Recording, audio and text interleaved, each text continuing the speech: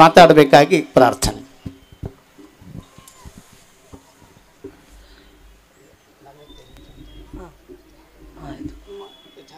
ಅದೇನಿಲ್ಲ.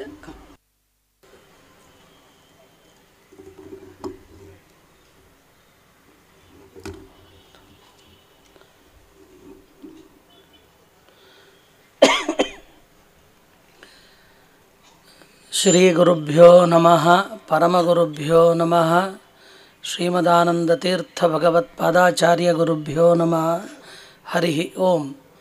ನಾರಾಯಣಂ ಸ್ವರಗುರುಂ ಜಗದೇಕನಾಥಂ ಭಕ್ತಪ್ರಿಯಂ ಸಕಲಲೋಕ ನಮಸ್ಕೃತಂಚ ತ್ರೈಗುಣ್ಯವರ್ಜಿತಮಜಂ ವಿಭುಂ ಆದ್ಯಂ ಈಶಂ ವಂದೇ ಭವಗ್ನಂ ಅಮರಾಸುರಸಿದ್ಧವಂದ್ಯಂ ನಿಖಿಲಗುಣನಿಕಾಯಂ ನಿತ್ಯನಿರ್ಧೂತಹೇಯಂ ಶುಭತಮಮತಿಮೇಯಂ ಶುದ್ಧಸೌಖ್ಯಾಪ್ತ್ಯುಪಾಯಂ ಸಕಲನಿಗಮಗೇಯಂ ಸರ್ವಶಬ್ದಾಭಿಧೇಯಂ ನವಜಲಧರಕಾಯಂ ನೌಮಿ ಲಕ್ಷ್ಮೀ ಸಹಾಯಂ ಧರ್ಮವಿಜ್ಞಾನವೈರಾಗ್ಯ ಪರಮೈಶ್ವರ್ಯಶಾಲಿನಃ ಆನಂದತೀರ್ಥಭಗವತ್ಪಾದಾನ್ ವಂದೇ ನಿರಂತರಂ. ವಾಣಿತೆ ಕರವಾಣ್ಯಂಬ ಚರಣೌ ಹೃದಯ ಸರ್ವದಾ ಮದ್ವಾಕ್ಯ ಸರಣಿರ್ಭೂಯಾತ್ ಶ್ರೀಮದಾಚಾರ್ಯ ಭಾವಗ.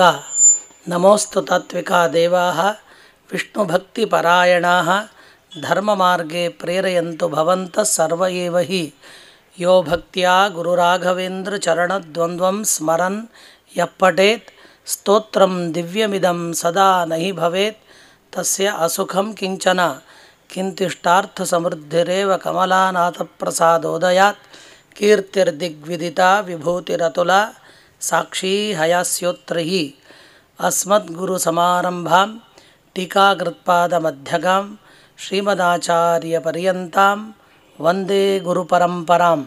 ಆಪಾದಮೌಲಿಪರ್ಯಂತಂ ಗುರುಣಾಂ ಆಕೃತಿಂ ಸ್ಮರೇತ್ ತೇನ ವಿಘ್ನಾಃ ಪ್ರಣಶ್ಯಂತಿ ಸಿದ್ಧ್ಯಂತಿ ಚ ಮನೋರಥಾಃ. ಹರಿ ಓಂ.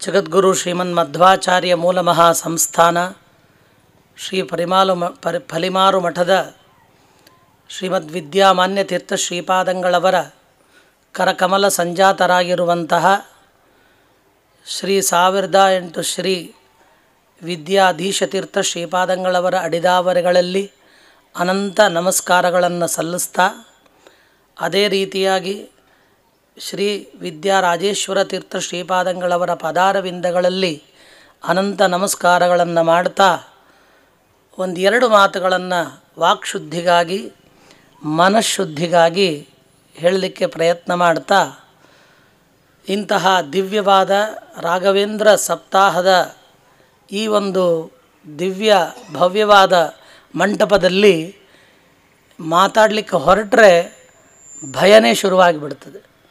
ಅಷ್ಟು ದಿವ್ಯವಾಗಿರ್ತಕ್ಕಂತಹ ಸಭೆ ಇದು. ನಾವೆಲ್ಲ ಉಪನ್ಯಾಸ ಎಲ್ಲಿ ಮಾಡ್ತೀವಿ ಅಂದರೆ 10-20 ಜನರ ಮಧ್ಯದಲ್ಲಿ ಮಾಡೋರು. ಒಂದು ಮನೆಯಲ್ಲಿ ಮಾಡ್ತಾ ಇರ್ತೀವಿ ಸಾಮಾನ್ಯವಾಗಿ. ಒಂದು 20 ಜನ ಇದ್ದರೆ ಹೆಚ್ಚು, ಬೇಡ 30 ಜನ ಇದ್ದರೆ ಸಾಕಾಯಿತು. ಅಷ್ಟಕ್ಕಿಂತ ಜಾಸ್ತಿ ನಾವು ಮಾಡಲಿಕ್ಕೆ ಸಾಧ್ಯವಿಲ್ಲ. ಎಲ್ಲಿಯಾದರೂ ಇಂಥ ದೊಡ್ಡ ಸಭೆಯಲ್ಲಿ ಮಾಡ್ತಾ ಇದ್ದೀವಿ ಅಂತಂದರೆ ನಮಗೆ ಸ್ವಲ್ಪ ಭಯ ಶುರುವಾಗಿಬಿಡ್ತದೆ. ನಮಗೂ ಈ ಸಭೆಗೂ ನಂಟು ತುಂಬ ಕಡಿಮೆ ಇದೆ. ಆದರೂ ಕೂಡ ಗುರುಗಳ ಅನುಗ್ರಹದಿಂದ ಒಂದೆರಡು ಮಾತುಗಳನ್ನು ಅವರ ಪದಾರವಿಂದಗಳಲ್ಲಿ ಸಮರ್ಪಣೆ ಮಾಡುವ ರೀತಿಯಲ್ಲಿ ಶ್ರೀಮದ್ ರಾಘವೇಂದ್ರ ತೀರ್ಥ ಶ್ರೀಪಾದಂಗಳವರ ಚರಿತ್ರೆಯನ್ನು ನಾವು ನೋಡ್ತಾ ಹೋದರೆ, ಸರ್ವತಂತ್ರ ಸ್ವತಂತ್ರೋಸೌ ಶ್ರೀಮಧ್ವಮತವರ್ಧನಃ ಅಂತ ಅಪ್ಪಣ್ಣಾಚಾರ್ಯರು ರಾಯರ ಸ್ತೋತ್ರದಲ್ಲಿ ಈ ಒಂದು ವಿಶೇಷಣವನ್ನು ಕೊಡ್ತಾರೆ. ಸರ್ವತಂತ್ರ ಸ್ವತಂತ್ರರು, ಮಧ್ವಮತವನ್ನು ಪ್ರವರ್ಧನೆ ಮಾಡಿದವರು ಅನ್ನುವ ಎರಡು ವಿಶೇಷಣಗಳನ್ನು ಕೊಟ್ಟಿದ್ದಾರೆ. ಸರ್ವತಂತ್ರ ಸ್ವತಂತ್ರರು ಅಂತಂದರೆ ಎಲ್ಲ ಶಾಸ್ತ್ರಗಳಲ್ಲಿ ಅವರಿಗೆ ಸ್ವಯಂ ಪಾಂಡಿತ್ಯ ಇದೆ, ಇನ್ನೊಬ್ಬರ ಅವಶ್ಯಕತೆ ರಾಯರಿಗೆ ಇಲ್ಲ ಅಂತನ್ನುವುದು ತಿಳಿದು ಹೋಗ್ತದೆ. ಶ್ರೀ ಮಧ್ವಮತವರ್ಧನ ಅಂತನ್ನೋ ಸಬ್ಜೆಕ್ಟಿಗೆ ನನಗೆ ಇವರು ಕೊಟ್ಟ ಸಬ್ಜೆಕ್ಟಿಗೆ ಇಲ್ಲಿ ಕನೆಕ್ಟ್ ಆಗ್ತಾ ಇದೆ. ನನಗೆ ಕನೆಕ್ಟ್ ಆಗೋದೇ ಇಲ್ಲಿ. ಮಧ್ವಮತವನ್ನು ಎತ್ತಿ ಹಿಡಿದಿರ್ತಕ್ಕಂಥವರು ರಾಘವೇಂದ್ರ ತೀರ್ಥ ಶ್ರೀಪಾದಂಗಳವರು. ನಮ್ಮಲ್ಲಿ ಒಂದು ಸಾಮಾನ್ಯವಾಗಿ ಏನಿರ್ತದೆ ಅಂದರೆ ಇವನು ಬಹಳ ದೊಡ್ಡ ವ್ಯಕ್ತಿ ಅಂತ ಯಾವಾಗ ಆಗ್ತಾನೆ ಅಂದರೆ ನಾವು ಕೇಳಿದ್ದನ್ನು ಕೊಟ್ಟು ಬಿಟ್ಟರೆ ಅವನು ದೊಡ್ಡ ವ್ಯಕ್ತಿ ಅಂತ ಆಗಿಬಿಡ್ತಾನೆ. ಈಗ ನನಗೆ ಒಂದು ಸಂತಾನ ಬೇಕು, ಕೊಟ್ಟರು, ಭಾರಿ ದೊಡ್ಡವರವರು. ಈಗ ಬೇರೆ ಎಲ್ಲ ಕಡೆ ಈಗ ಈ ಶಿರಡಿ ಸಾಯಿಬಾಬಾ ಇದ್ದಾನೆ, ಈ ಕಲ್ಕಿ ಚಿತ್ತೂರು ಅಂತ ಒಬ್ಬನೇ ಇದ್ದ, ಬೇರೆ ಎಲ್ಲರೂ ಇದ್ದಾರೆ. ಅವರಿಗೆಲ್ಲ ಏನಿದೆ ಅವ್ರದಲ್ಲಿ? ಸುಮ್ಮನೆ ಏನೋ ಒಂದು ಮಾಡಿಬಿಟ್ರು ಅಂದರೆ ಆವಾಗ ಇಂಥವ್ರು ಭಾಳ ದೊಡ್ಡವರು ಅಂತ. ಆ ನಿಟ್ಟಿನಲ್ಲಿ ರಾಯರನ್ನು ಕೆಲವರು ಹೀಗೆ ಅನುಸಂಧಾನ ಮಾಡುವವರಿದ್ದಾರೆ. ಆದರೆ ನಾವು ಕೇಳಿದ್ದನ್ನಷ್ಟೇ ಕೊಡ್ತಾರೆ, ಅಷ್ಟು ಮಾತ್ರ ಸೀಮಿತ. ಅವರಿಗೆ ಶಾಸ್ತ್ರಜ್ಞಾನವಿಲ್ಲ, ಅವರಿಗೆ ಅದರ ಜ್ಞಾನ ಗಂಭೀರತೆ ಆ ಗಾಂಭೀರ್ಯ ಅಂತನ್ನೋದೇ ಇಲ್ಲ ಅಂತನ್ನೋವಷ್ಟರ ಮಟ್ಟಿಗೆ ಮಾತನಾಡುವ ಜನಾಂಗದವರು ಇದ್ದಾರೆ. ಪ್ರಯಾಗರಾಜದಲ್ಲಿ ಸ್ನಾನ ಮಾಡಿದ ಜನ ಗಂಗೆ ಯಮುನೆ ಎರಡು ಕಾಣ್ತದೆ, ಸರಸ್ವತಿ ಕಾಣೋದಿಲ್ಲ.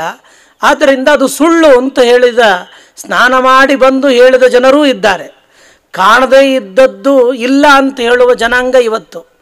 ಕಾಣದೇ ಇದ್ದದ್ದು ಇಲ್ಲ ಅಂತ ಹೇಳಲಿಕ್ಕೆ ಬರೋದೇ ಇಲ್ಲ. ಕಣ್ಣಿಗೆ ಕಾಣದೇ ಇದ್ದದ್ದು ಅನೇಕ ವಸ್ತುಗಳಿವೆ, ಅತೀಂದ್ರಿಯವಾದ ವಸ್ತುಗಳು ಜಗತ್ತಿನಲ್ಲಿ ಸಾಕಷ್ಟು ಇವೆ. ಯಾಕೆಂತಂದರೆ ಈಗ ನನ್ನ ತಲೆಯಿಂದ 5ನೇ ತಲೆ ನಮ್ಮ ಅಜ್ಜ ನನಗೆ ಕಂಡಿಲ್ಲ, ಅಜ್ಜ ಇಲ್ಲ ಅನ್ಲಿಕ್ಕೆ ಬರುತ್ತೋ? ನನ್ನ ಬೆಣ್ಣು ನನಗೆ ಕಂಡಿಲ್ಲ, ಇಲ್ಲ ಅನ್ಲಿಕ್ಕೆ ಬರುತ್ತೋ? ಗಾಳಿ ಕಾಣ್ತಾ ಇಲ್ಲ, ಇಲ್ಲ ಅಂತ ಅನ್ಲಿಕ್ಕೆ ಬರುತ್ತೋ? ಮತ್ತು ಕಾಲ ಕಾಣ್ತಾ ಇಲ್ಲ, ಇಲ್ಲ ಅಂತ ಅನ್ಲಿಕ್ಕೆ ಬರುತ್ತೋ? ದಿಕ್ಕುಗಳು ಕಾಣ್ತಾ ಇಲ್ಲ, ಇಲ್ಲ ಅಂತ ಅನ್ಲಿಕ್ಕೆ ಬರುತ್ತೋ? ಆದ್ದರಿಂದ ಅತೀಂದ್ರಿಯವಾದ ವಸ್ತುಗಳು ಅಂದರೆ ನಮ್ಮ ಕಣ್ಣಿಗೆ ಕಾಣದೇ ಇರುವಂತಹ ವಸ್ತುಗಳು ಇದೆ, ಆದರೆ ಕಣ್ಣಿಗೆ ಕಂಡಿಲ್ಲ ಅಂತ ಮಾತ್ರಕ್ಕಿಲ್ಲ ಅಂತಲ್ಲ.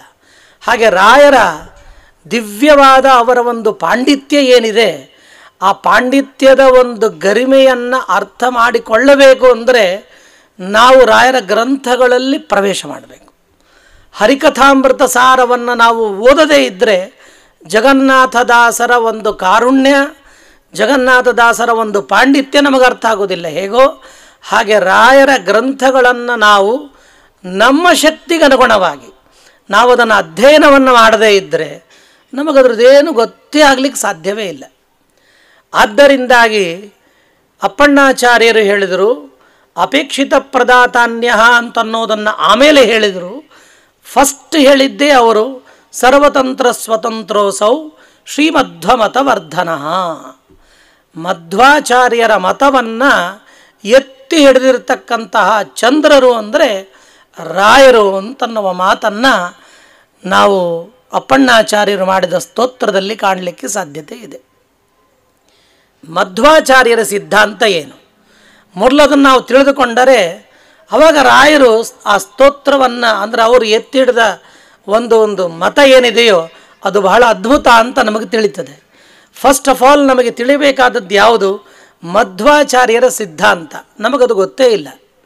ನಮಗೇನು ಗೊತ್ತಿದೆ ಅಂದರೆ ರಾಮಾನುಜರ ಮತದ ಒಂದಿದೆ, ಶಂಕರ ಮತ ಒಂದಿದೆ, ಬೌದ್ಧ ಮತ ಒಂದಿದೆ, ಅದರಂತೆ ಆಚಾರ್ಯರ ಮತ ಒಂದಿದೆ, ಶ್ರೀಮದ್ ಆಚಾರ್ಯರ ಮತ ಇದೊಂದಿದೆ ಅಷ್ಟೇ, ಅದರಂತೆ ಇದೊಂದು ಅಂತ ಈ ರೀತಿಯಾಗಿ ತಿಳಿದುಕೊಂಡ ಮಧ್ವಾನುಯಾಯಿಗಳೇ ಇದ್ದಾರೆ. ಬೇರೆಯವರು ದೂರ್ತೋಪಾಸ್ತ ಇರುವ ಮಧ್ವರೇ ನಾವು ಗೋಪಿಚಂದನವನ್ನು ಹಚ್ತೀವಿ, ಅದರ ಮಹಿಮೆ ಗೊತ್ತಿಲ್ಲ. ಮುದ್ರಾದಿ ಧಾರಣ ಮಾಡ್ತೀವಿ, ಅದರ ಮಹಿಮೆ ಗೊತ್ತಿಲ್ಲ. ವ್ರತ ನಿಯಮಗಳನ್ನು ಮಾಡ್ತೀವಿ, ಅದರ ಮಹಿಮೆ ಗೊತ್ತಿಲ್ಲ.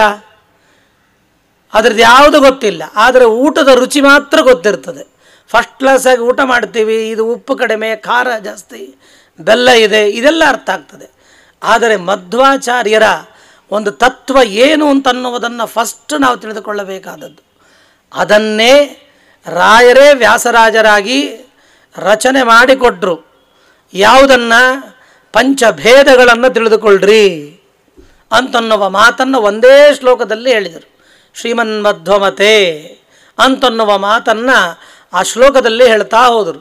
ಅದನ್ನೇ ಶ್ರೀಮದಾಚಾರ್ಯರು ತಮ್ಮ ಗ್ರಂಥಗಳಲ್ಲಿ ಫಸ್ಟ್ ಪ್ರಥಮವಾಗಿ 5 ಭೇದಗಳನ್ನು ನಿರ್ಣಯ ಮಾಡಿಕೊಟ್ರು. ಪಂಚಭೇದಾಂಶ್ಚ ವಿಜ್ಞಾಯ ಅಂತ ಶ್ರೀಮದಾಚಾರ್ಯರು ಮಹಾಭಾರತ ತಾತ್ಪರ್ಯ ನಿರ್ಣಯದಲ್ಲಿ ಸಿದ್ಧಾಂತ ಸ್ಥಾಪನೆಯನ್ನು ಮಾಡ್ತಾರೆ.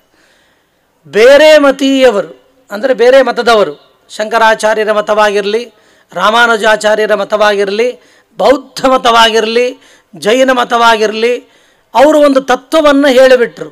ಆದರೆ ಈ ತತ್ವಕ್ಕೆ ಪೂರಕವಾದ ವೇದಗಳನ್ನು ಸರಿಯಾಗಿ ಸಮರ್ಥನೆ ಮಾಡದೆ ಅದನ್ನು ಇತೋಭ್ರಷ್ಟ ತಥೋಭ್ರಷ್ಟ ಅಂತಾರಲ್ಲ, ಆ ರೀತಿಯಲ್ಲಿ ಸ್ಥಾಪನೆ ಮಾಡಿ ಹೋಗಿಬಿಟ್ರು ಅವರು.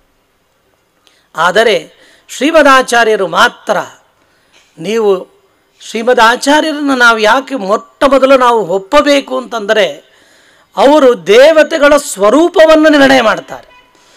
ದೇವತೆಗಳ ಸ್ವರೂಪ, ಇವನ ಸ್ವರೂಪ ಇಂಥದ್ದು ಅಂತನ್ನುವುದನ್ನು ನಿರ್ಣಯ ಮಾಡುವ ಶಕ್ತಿ ಅದು ವಾಯುದೇವರಿಗೆ ಮಾತ್ರ ಸಾಧ್ಯವಿದೆ ಹೊರತು ಬೇರೆ ಯಾರಿಗೂ ಆ ಶಕ್ತಿ ಇಲ್ಲ. ಆ ಶಕ್ತಿ ಇಲ್ಲ ಆದದ್ದರಿಂದ ಎಲ್ಲ ದೇವತೆಗಳು ಒಂದೇ ಅಂತಂದುಬಿಟ್ರು, ಬೇರೆಯವರೆಲ್ಲ. ಯಾಕೆ ಆ ಮಾತನ್ನಾಡಿದರು ಅಂತಂದರೆ, ಆ ಶಕ್ತಿ ಅವರಿಗಿಲ್ಲ, ಅವರಿಗೆ ಆ ಜ್ಞಾನವೂ ಇಲ್ಲ, ಶಕ್ತಿನೂ ಇಲ್ಲ, ಜ್ಞಾನವೂ ಇಲ್ಲ ಅವರಿಗೆ. ಆದರೆ ಆಚಾರ್ಯರು ಮಾತ್ರ ಇಂತಿಂಥ ದೇವತೆಗಳಿಗೆ ಇಂತಿಂಥ ಶಕ್ತಿ ಇದೆ, ಇಷ್ಟಿಷ್ಟೇ ಶಕ್ತಿ ಇದೆ, ಇಷ್ಟೇ ಅವರ ಯೋಗ್ಯತೆ ಇದೆ ಅಂತನ್ನುವ ಸ್ಥಾಪನೆ, ಅಂತನ್ನುವ ಭಾವನೆಯನ್ನು ಜಗತ್ತಿನಲ್ಲಿ ತಂದುಕೊಟ್ಟ ಏಕೈಕ ಧೀರ ಪುರುಷರು ಅಂತಂದರೆ ತ್ರೈಲೋಕ್ಯಾಚಾರ್ಯರು, ಶ್ರೀಮದಾಚಾರ್ಯರು. ಅಂಥವರು ಹೇಳ್ತಾರೆ, ಪಂಚವೇದಾಂಶ್ಚ ವಿಜ್ಞಾಯ, 5 ವೇದಗಳನ್ನು ನಾವು ತಿಳಿದುಕೊಳ್ಳಬೇಕು. ಜೀವ ಭೇದವನ್ನು ತಿಳಿದುಕೊಳ್ಳಬೇಕು, ಜಡ ಭೇದವನ್ನು ತಿಳಿದುಕೊಳ್ಳಬೇಕು, ಜಡೇಶ ಭೇದವನ್ನು ತಿಳಿದುಕೊಳ್ಳಬೇಕು, ಜೀವೇಶ ಭೇದವನ್ನು ತಿಳಿದುಕೊಳ್ಳಬೇಕು, ಜಡಜೀವ ಭೇದವನ್ನು ತಿಳಿದುಕೊಳ್ಳಬೇಕು. ಇದನ್ನೇ ಸತ್ಯ ಜಗಗಿದು ಪಂಚಭೇದವು ನಿತ್ಯ ಶ್ರೀ ಗೋವಿಂದನ ಅಂತ ದಾಸಾರ್ಯರು ಇದನ್ನು ಹೇಳಿದರು. ಆದ್ದರಿಂದ 5 ಭೇದಗಳು ನಮ್ಮಲ್ಲಿ ಪ್ರಧಾನವಾದದ್ದು. ಇದನ್ನು ಯಾಕೆ ತಿಳಿದುಕೊಳ್ಳಬೇಕು ಪ್ರಶ್ನೆ ಬಂದರೆ, ಇದನ್ನು ತಿಳಿದುಕೊಳ್ಳದೇ ಇದ್ದರೆ ನಮ್ಮ ವ್ಯವಹಾರವೇ ಹುಟ್ಟಲ್ಲ. ಇವರು ಪಾಕಕರ್ತೃಗಳು ಅಂತ ನಾವು ಭೇಟಿ ಮಾಡಿಸ್ಬೇಕು ಅಂತಂದರೆ, ಭೇಟಿ ಯಾರಿಗೆ ಮಾಡಿಸ್ತಾ ಇದ್ದೀರಿ ಆ ವ್ಯಕ್ತಿನೇ ಬೇರೆ ಇರಬೇಕು, ಈ ವ್ಯಕ್ತಿನೇ ಬೇರೆ ಇರಬೇಕು, ಜೀವಭೇದ ಇರಬೇಕು. ಜೀವಭೇದ ಇಲ್ಲ ಅಂದರೆ, ಪುರುಷ ಮತ್ತು ಸ್ತ್ರೀ ಬೇರೆ ಇಲ್ಲ ಅಂದರೆ ಮದುವೆ ಹೇಗೆ ಮಾಡಲಿಕ್ಕೆ ಬರ್ತದೆ ರೀ? ಅವರಿಬ್ಬರ ಭೇದ ಅನಿವಾರ್ಯವೇ ಇದೆ ನಮಗೆ. ತಂದೆ ತಾಯಿಗಳು ಭೇದ ಇದ್ದರೆ ಮಾತ್ರ ಇವನ ಅಪ್ಪ ಇವನ ಅಮ್ಮ ಅಂತ ಜ್ಞಾನ ಬರ್ತದೆ. ಮಗು ಅಂತನ್ನುವ ಭೇದ ಇದ್ದರೆ ಇದು ನನ್ನ ಮಗು ಅಂತನ್ನೋ ಅಭಿಮಾನ ಬೆಳೀತದೆ. ನಾನೇ ಮಗು ಅಂತ ಯಾರಾದರೂ ಅಂತಾರ? ಹೋಗಲಿ, ನಾನೇ ಆನಂದ ಅಂತ ಯಾರಾದರೂ ಅಂತಾರ? ಸುಖ ನನಗಾಗಿದೆ ಅಂತಂತೀವಿ ಹೊರತು ಸುಖವೇ ನಾನಲ್ಲ. ಆದ್ದರಿಂದ ಈ ಸಂತೋಷ ನನಗಾಯಿತು ಅಂತಂತೀವಿ ಹೊರತು ಸಂತೋಷನೇ ನಾನಲ್ಲ. ಸಂತೋಷ ನಾನು ಯಾವಾಗ ಹೆಸರಿಟ್ಟಾಗ, ಸಂತೋಷ ಅಂತ ಹೆಸರಿದ್ದರೆ ಇಲ್ಲಿ ಯಾರು ಸಂತೋಷ ಅಂದರೆ ನಾನು ಸಂತೋಷ ಅಂತ ಹೇಳ್ಬೋದು. ಆದರೆ ಸಂತೋಷ ಅಂತನ್ನುವ ಏನೊಂದು ಗುಣ ಇದೆ, ಆ ಗುಣ ನನ್ನಲ್ಲಿ ಇದೆ ಹೊರತು ನಾನೇ ಆ ಗುಣ ಅಲ್ಲ ಅಂತನ್ನುವುದು ನಮಗೆ ತಿಳಿಬೇಕು ಅಂತಾದರೆ, ಇದು ಪ್ರಾಮಾಣಿಕ ಅಂತ ಸಿದ್ಧವಾಗಬೇಕು ಅಂತಾದರೆ ಶ್ರೀಮದಾಚಾರ್ಯರ ಅವಶ್ಯಕತೆ ನಮಗೆ ತುಂಬ ಇದೆ. ಅದನ್ನೇ ಸ್ಥಾಪನೆ ಮಾಡಿದ್ದಾರೆ ರಾಯರು ತಮ್ಮ ಗ್ರಂಥಗಳಲ್ಲಿ. ರಾಯರ ದೊಡ್ಡದಾಗಿರ್ತಕ್ಕಂತಹ ಒಂದು ದೊಡ್ಡ ಫಿಲಾಸಫಿ, ಒಂದು ದೊಡ್ಡ ದೀಕ್ಷೆ ಅದು ಏನದು ಅಂತಂದರೆ, ಇವತ್ತು ರಾಯರು ತೋರಿಸಿಕೊಟ್ಟ ಹಾದಿಯಲ್ಲಿ ನಾವಿದ್ದೇವೆ. ರಾಯರು ಅಂದರೆ ಪ್ರಾಣ ಬಿಡ್ತೇವೆ. ಪ್ರತಿಯೊಬ್ಬ ಜೀವರಾಶಿಗಳು ರಾಯರು ಅಂದರೆ ಪ್ರಾಣ ಬಿಡಲಿಕ್ಕೆ ಸಿದ್ಧರಿದ್ದಾರೆ. ಯಾಕೆ ಅಂದರೆ ರಾಯರಿದ್ದಾರಪ್ಪ ನಮಗೆ ನಮ್ಮ ಕಷ್ಟ ಪರಿಹಾರ ಮಾಡಲಿಕ್ಕೆ ಅಂತನ್ನುವ ಏನೋ ಒಂದು ಆಂತರಿಕವಾದ ಒಂದು ಶಕ್ತಿ ಇದೆ ನಮ್ಮಲ್ಲಿ, ಅದೊಂದು ಶಕ್ತಿ ಉಂಟು. ಅಂತಹ ರಾಯರು ಯಾಕೆ ಅಂತಂದರೆ ನಮ್ಮ ಕಷ್ಟ ಎಲ್ಲ ಪರಿಹಾರ ಮಾಡ್ತಾರೆ. ಬರೀ ಮಾಡ್ತಾರೆ ಅಲ್ರಿ, ಮಾಡಿದ್ದ ಅನುಭವಕ್ಕಿದೆ, ಅದು ಭಾಳ ಮಹತ್ವದ್ದು. ಮಾಡ್ತಾರೆ ಅನ್ನೋದು ಬೇರೆ, ಮಾಡಿಸ್ಕೊಂಡಿದ್ದು ನಮಗೆ ಅನುಭವ ಉಂಟು. ಆದ್ದರಿಂದ ಆ ಅನುಭವ ನಮಗಿದೆ. ನಮಗಿಂಥದ್ದು ಬೇಕು ಅಂತ ನಾನು ಅಂದ್ಕೊಂಡ್ರೆ ಅದನ್ನು ಕಲ್ಪಿಸಿಕೊಡ್ತಾರೆ ಮಹಾನುಭಾವರು. ಇಂತಹ ವ್ಯಕ್ತಿಗಳು ಒಂದು ಮಾತು ಹೇಳಿದರೆ ಸಾಕಾಗಿತ್ತು. ಏನಂತ ಗೊತ್ತಾ? ನಾನೇ ದೇವರು ಅಂತ ಒಂದು ಮಾತು ತಾವು ಹೇಳಿಬಿಟ್ಟಿದ್ರೆ ಇವತ್ತು ನಾವು ರಾಯರ ಮಾತ್ರ ನಾವು ಮಿಸ್ ಮಾಡ್ತಿದ್ದಿಲ್ಲ. ಯಾಕೆಂದರೆ ರಾಯರನ್ನೇ ದೇವರು ಅಂತ ಉಪಾಸನೆ ಮಾಡಿಬಿಡ್ತಿದ್ವಿ. ಅಷ್ಟು ರಾಯರ ಮೇಲೆ ನಮಗೆ ಭಕ್ತಿ ಇದೆ. ಅಥವಾ ದೇವರಿಗೆ ನಾನೇ ಸಮಾನ, ನನಗೂ ದೇವರಿಗೂ ಸಮಾನತೆ ಇದೆ ಅಂತ ರಾಯರು ಎಲ್ಲಿಯಾದರೂ ತಮ್ಮ ಗ್ರಂಥಗಳಲ್ಲಿ ಈ ಮಾತನ್ನು ಹೇಳಿಬಿಟ್ಟಿದ್ರು ಅಂತಾಗಿದ್ದರೆ ನಾವು ಅದನ್ನು ಒಪ್ಪಿಕೊಂಡು ಜೀವನವನ್ನು ಮಾಡ್ತಾ ಇದ್ವಿ. ಯಾಕೆಂದರೆ ರಾಯರ ಮೇಲೆ ಅಷ್ಟು ಭಕ್ತಿ ಇದೆ ನಮಗೆ. ಆದರೆ ರಾಯರು ಅವೆರಡನ್ನೂ ಹೇಳಲಿಲ್ಲ.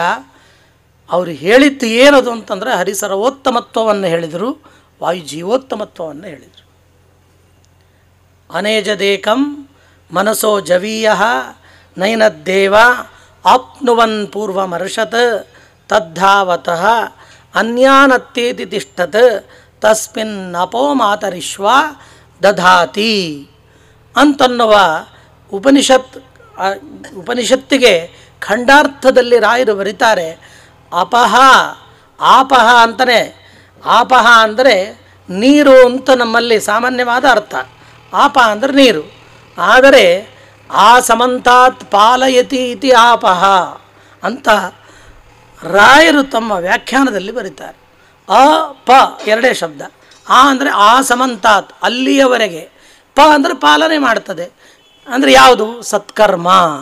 ಆ ಸತ್ಕರ್ಮಗಳು ನಮ್ಮನ್ನು ರಕ್ಷಣೆ ಮಾಡ್ತದೆ ಅನ್ನುವುದನ್ನು ಯಾವಾಗ ಮಾತರಿಶ್ವ ದಧಾತಿ ಅಂತಾರೆ.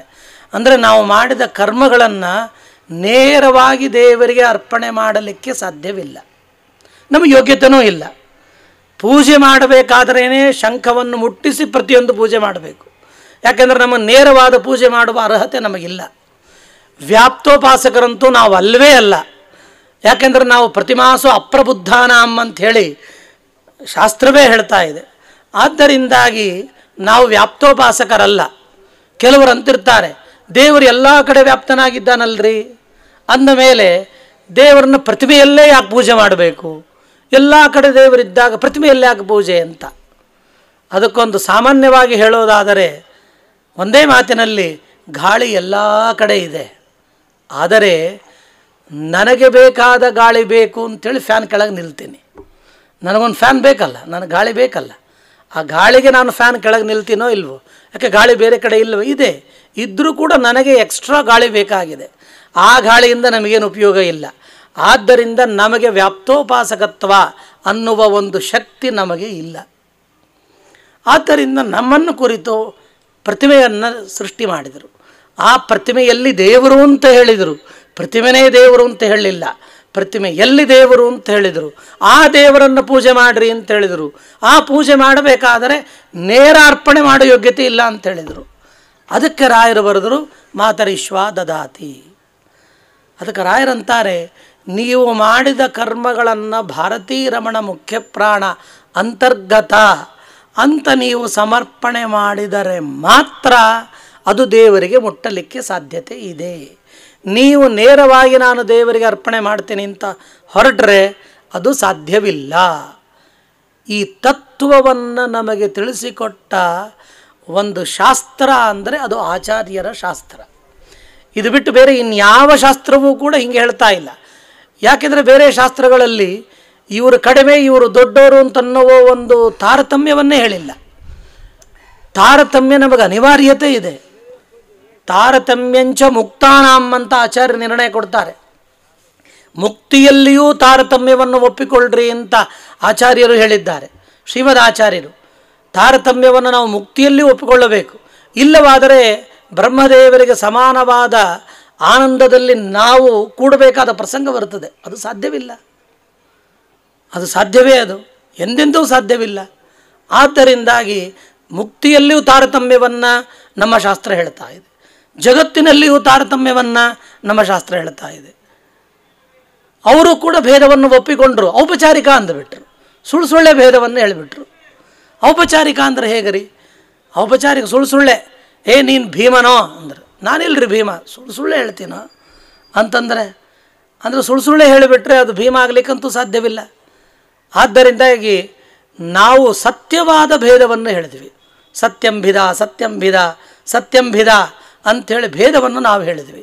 ಯಾವಾಗ ಸತ್ಯವಾದ ಒಂದು ಭೇದವನ್ನು ಒಪ್ಪಿಕೊಳ್ತೀವಿ ತಾರತಮ್ಯ ಅನ್ನೋದು ಸಿದ್ಧವಾಗ್ತದೆ. ತಾರತಮ್ಯ ಅನ್ನೋದು ಸಿದ್ಧವಾಯಿತೋ ಆವಾಗ ನಮಗೆ ಮುಕ್ತಿ ಸಿಗಲಿಕ್ಕೆ ಸಾಧ್ಯತೆ ಇದೆ, ದೇವರಲ್ಲಿ ಭಕ್ತಿ ಮಾಡಲಿಕ್ಕೆ ಸಾಧ್ಯತೆ ಇದೆ. ಅದಕ್ಕಾಗಿ ರಾಯರು ಉಪನಿಷತ್ ಖಂಡಾರ್ಥದಲ್ಲಿ ಇನ್ನೊಂದು ಕಡೆ ಒಂದು ಮಾತನ್ನು ಬರೀತಾರೆ. ನಾಯಮಾತ್ಮ ಪ್ರವಚನೇನ ಲಭ್ಯ ನ ಮೇಧಯ ನ ಬಹುನಾಶ್ರಿತೇನ ಯಮೈವೇಶ ವೃಣತೆ ತೇನ ಲಭ್ಯ ತಸ್ಸೈಷಾತ್ಮ ವಿವೃಣತೆ ತನುಂ ಸ್ವಾಂ ಅಂತ ಈ ಒಂದು ಮಾತಿಗೆ ಶ್ರೀಮದ್ ರಾಘವೇಂದ್ರ ತೀರ್ಥರು ಅಂತಾರೆ. ಇದನ್ನು ಶ್ರೀಮದಾಚಾರ್ಯರು ಉಲ್ಲೇಖನೂ ಮಾಡಿದ್ದಾರೆ, ವೇದವೂ ಹೇಳಿದೆ. ಆದರೆ ಇದಕ್ಕೆ ಅರ್ಥ ಏನು ಅಂತಂದರೆ, ತನಗೆ ಬೇಕಾದವ್ರನ್ನ ಕರೆದುಕೊಳ್ಳುತ್ತಾನೆ, ತನಗೆ ಬೇಕಾದವ್ರನ್ನ ಹತ್ತಿರದಲ್ಲಿ ಎಳೆದುಕೊಳ್ಳುತ್ತಾನೆ ದೇವರು ಅಂದರೆ ಹಂಗಲ್ಲ, ಅದಕ್ಕೆ ಅರ್ಥ ತಮ್ ಭಕ್ತತ್ವೇನ ವಿವೃಣೋತಿ ಅಂತ ಬರೀತಾರೆ. ಸುಮ್ಮನೆ ಕರ್ಕೊಳ್ಳಲ್ಲ, ಇವನು ನನ್ನ ಭಕ್ತ ಅಂತ ಸ್ವೀಕಾರ ಮಾಡ್ತಾನಂತೆ ದೇವರು. ಆದ್ದರಿಂದ ಭಕ್ತಿನೇ ಪ್ರಧಾನವಾದ ಅಂಶ. ದೇವರ ಪ್ರೀತಿಗೆ ಅತ್ಯಂತ ಪ್ರಧಾನವಾದ ಅಂಶ ಯಾವುದು ಅಂದರೆ ಭಕ್ತಿ. ಆ ಭಕ್ತಿಯನ್ನು ತೋರಿಸಿಕೊಟ್ಟವರೇ ಶ್ರೀಪದಾಚಾರ್ಯರು, ಅದನ್ನು ಎತ್ತಿ ಹಿಡಿದವರೇ ರಾಯರು. ಆ ಭಕ್ತಿಯನ್ನು ಎತ್ತಿ ಹಿಡಿದು ಜಗತ್ತಿಗೆ ಇದನ್ನು ಮಾಡ್ರಿ ಅಂತ ತೋರಿಸಿಕೊಟ್ರು, ಇದನ್ನು ತೋರಿಸಿಕೊಟ್ಟವರೇ ರಾಯರು. ಆದ್ದರಿಂದಲೇ ಮುಕ್ತಿಪ್ರದ ಭಕ್ತಿನಾಮಕ ಅಂತ ಪ್ರಾತಃ ಸಂಕಲ್ಪ ಗದ್ಯದಲ್ಲಿ ಉಲ್ಲೇಖವನ್ನು ಮಾಡ್ತಾರೆ. ಆದ್ದರಿಂದ ವಾಯುದೇವರಿಗೆ ಈ ವಿಶೇಷಣವನ್ನು ಕೊಡ್ತಾರೆ. ಮುಕ್ತಿಪ್ರದ ಭಕ್ತಿನಾಮಕ ಅಂತ ವಾಯುದೇವರಿಗೆ ಈ ವಿಚಾರವನ್ನು ಹೇಳ್ತಾರೆ. ಪ್ರಾತಃ ಸಂಕಲ್ಪ ಗದ್ಯದಲ್ಲಿ ರಾಯರು ಒಂದೊಂದು ವಿಶೇಷಣವನ್ನು ಏನು ವಾಯುದೇವರಿಗೆ ರಾಮದೇವರಿಗೆ ಕೊಟ್ಟಿದ್ದಾರೆಯೋ ಅದನ್ನ ಎಲ್ಲವನ್ನು ನೀವು ಅದನ್ನು ಅನಲೈಸ್ ಮಾಡಬೇಕು ಅಂತ ಹೊರಟ್ರೆ ನಮಗೆ ಚಾಂದೋಗ್ಯ ಗೊತ್ತಿರಬೇಕು, ಆಮೇಲೆ ತೈತ್ತರೀಯ ಗೊತ್ತಿರಬೇಕು, ಐತರೇಯ ಭಾಷ್ಯ ಗೊತ್ತಿರಬೇಕು, ಬೃಹದಾರಣ್ಯಕ ಗೊತ್ತಿರಬೇಕು, ನ್ಯಾಯಸುಧಾ ಗೊತ್ತಿರಬೇಕು, ಅದರೊಳಗೂ ಭಾವದೀಪ ಪರಿಮಳ ಇವೆಲ್ಲ ಜ್ಞಾನ ಇರಬೇಕು. ಅದರ ಜೊತೆಗೆ ಅನೇಕ ಮತ್ತು ನ್ಯಾಯಮೃತ ಗೊತ್ತಿರಬೇಕು, ತರ್ಕತಾಂಡವ ಗೊತ್ತಿರಬೇಕು, ಚಂದ್ರಿಕಾ ಗೊತ್ತಿರಬೇಕು. ಇಷ್ಟೆಲ್ಲ ಗೊತ್ತಿದ್ದರೆ ಪ್ರಾತಃ ಸಂಕಲ್ಪ ಗದ್ಯದಲ್ಲಿ ಏನೊಂದು ಅದ್ಭುತವಾದ ಮೌಲ್ಯಗಳಿವೆ ಅಂತ ನಮಗೆ ತಿಳಿಬೇಕು ಅಂದರೆ ಇಷ್ಟು ಜ್ಞಾನ ಬೇಕು. ಅದು ರಾಯರ ದಿವ್ಯವಾಗಿರ್ತಕ್ಕಂತಹ ಒಂದು ಚರಿತ್ರೆ. ಆದ್ದರಿಂದ ರಾಯರು ಒಂದೇ ಒಂದು ತಮ್ಮ ಜೀವನದಲ್ಲಿ ನಮಗೆ ದೊಡ್ಡದಾಗಿರ್ತಕ್ಕಂಥ ಸಾಧನೆಯನ್ನು ಇದನ್ನು ಮಾಡ್ರಿ ನೀವು ಉದ್ಧಾರ ಆಗ್ತೀರಿ ಅಂತ ತೋರಿಸಿಕೊಟ್ಟದ್ದು ಯಾವುದು ಅಂದರೆ ಒಂದು ಭಗವಂತನನ್ನು ತೋರಿಸಿದರು, ಎರಡನೇದ್ದು ಮುಖ್ಯ ಪ್ರಾಣದೇವರನ್ನು ತೋರಿಸಿದರು. ಇವೆರಡನ್ನು ನಮಗೆ ಜಗತ್ತಿಗೆ ತೋರಿಸಿಕೊಟ್ಟ ಮಹಾನುಭಾವರು ಅಂದರೆ ಮಹನೀಯರು ಅಂದರೆ ರಾಘವೇಂದ್ರ ತೀರ್ಥ ಶ್ರೀಪಾದಂಗಳವರು ಅಂತನ್ನೋದನ್ನು ನಾವು ಮರಿಲಿಕ್ಕೇ ಸಾಧ್ಯವಿಲ್ಲ. ಅಂತಹ ಗ್ರಂಥಗಳನ್ನು ರಚನೆ ಮಾಡ್ತಾರೆ. ನಮ್ಮ ಪರೀಕ್ಷಿತಾಚಾರ್ಯರು ಒಂದು ಮಾತನ್ನು ಹೇಳಿದರು, ಸುಧಾ ನಮಗೆ ಅರ್ಥ ಆಗಿಲ್ಲ ಅಂದರೆ ನೇರವಾಗಿ ನಾವು ಸೀದಾ ಹೋಗೋದು ಪರಿಮಳಕ್ಕೆ. ಯಾಕೆ ಅಂತಂದರೆ ಪರಿಮಳದಲ್ಲಿ ಏನಿದೆ ಅಂತಂದರೆ ನಿನ್ನ ಸಂಶಯ ಏನಿದೆಯೋ ಅದನ್ನು ಅವರು ಮನಸ್ಸಲ್ಲಿ ಇಟ್ಟುಕೊಂಡು ಅಡ್ವಾನ್ಸ್ ಆಗಿ ಬರೆದಿರ್ತಾರೆ. ಬುದ್ಧಿ ಮೂರು ವಿಧ, ಒಂದು ಇಂಗಿತಜ್ಞ, ಎರಡನೇದ್ದು ಮಧ್ಯಮ, ಮೂರನೇದ್ದು ಲೋ ಲೆವೆಲ್ ಅಧಮ. ನಿಮಗೆ ಒಂದು ಉದಾಹರಣೆ ಕೊಡೋದಾದರೆ, ಮನೆಗೆ ಯಾರೋ ಅತಿಥಿಗಳು ಬಂದರು. ಅತಿಥಿಗಳು ಬಂದ ತಕ್ಷಣವೇ ಪತಿ ಪತ್ನಿಯನ್ನು ನೋಡಿದ ತಕ್ಷಣ ಏನು ಮಾಡಬೇಕು, ಅವ್ರಿಗೆ ಕಾಫಿ ಬೇಕನೋ, ಟೀ ಬೇಕನೋ, ಹಾಲು ಬೇಕನೋ, ಇಷ್ಟು ನೋಡಿದ ತಕ್ಷಣ ಆಕೆಗೇನು ಅರ್ಥ ಆಗಿಲ್ಲ. ಒಂದನೇ ಸಲ ಹೇಳಿದ ಅವ್ರಿಗೇನು ಬೇಕು ನೋಡು ಅಂತ. ಆಮೇಲೆ ಅವಳಿಗೆ ಅರ್ಥ ಆಗ್ತದೆ, ಹೋಗಿ ಅದನ್ನು ತೆಗೆದುಕೊಂಡು ಬರ್ತಾಳೆ. ಹೇಳಿದ ಮೇಲೆ ಮಾಡುವ ಕೆಲಸಕ್ಕೆ ಮಧ್ಯಮ, ಹೇಳಿದ ಮೇಲೂ 12 ಗಂಟೆಗೆ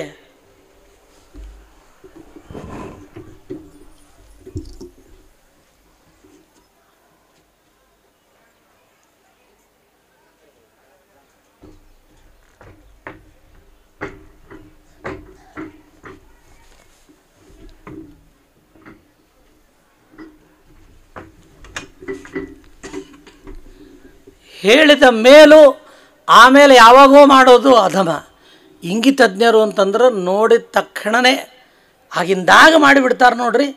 ಅದು ತಿಳ್ಕೊಳ್ಳೋದೇನಿದೆಯಲ್ಲ, ಕಟಾಕ್ಷೇಣ ನ್ಯವಾರಯತ ಅಂತ ಆಚಾರ್ಯರು ನಿರ್ಣಯ ಕೊಡ್ತಾರೆ. ದ್ರೌಪದಿ ದೇವಿಯರು ಕೃಷ್ಣನಿಗೆ ಕಣ್ಣಿನಿಂದಲೇ ಅರ್ಜುನನಿಗೆ ಈ ಗುಹ್ಯ ವಿಚಾರವನ್ನು ಹೇಳಲಿಕ್ಕೆ ಹೋಗಬೇಡ ಅಂತ ಕಣ್ಣಿನಿಂದಲೇ ಸೂಚನೆ ಮಾಡಿದ್ರಂತೆ. ಅದನ್ನು ತಿಳ್ಕೊಂಡು ಕೃಷ್ಣ ಪರಮಾತ್ಮ ಆ ಗುಹ್ಯವಾದ ವಿಚಾರವನ್ನು ಹೇಳಿಲ್ಲ ಅಂತಾರೆ ಆಚಾರ್ಯರು.